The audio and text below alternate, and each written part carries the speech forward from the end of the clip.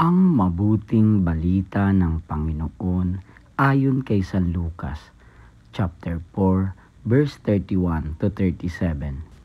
Noong panahong iyon, nagpunta si Jesus sa Capernaum, Galilea. Nagturo siya sa mga tao ng araw ng pamamahinga at nagtaka sila sa kanyang pagtuturo, sapagkat may kapangyarihan kung siya'y magsalita. Naroon sa sinagoga ang isang lalaking inaalihan ng demonyo o isang masamang espiritu. Sumigaw siya ng malakas, "Ano ang pakialam mo sa amin, Jesus na taga Nazaret? Naparito ka ba upang puksain kami? Alam ko kung sino ka. Ikaw ang banal ng Diyos." Subalit pinagwikaan siya ni Jesus, "Tumahimik ka. Lumayas ka sa taong iyan."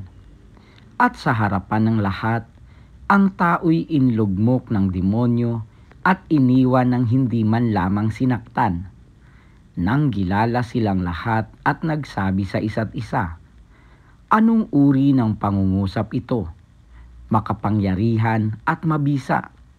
Pinalalayas niya ang masasamang espiritu at sumusunod naman sila. At kumalat ang balita tungkol kay Jesus sa buong lupaing iyon.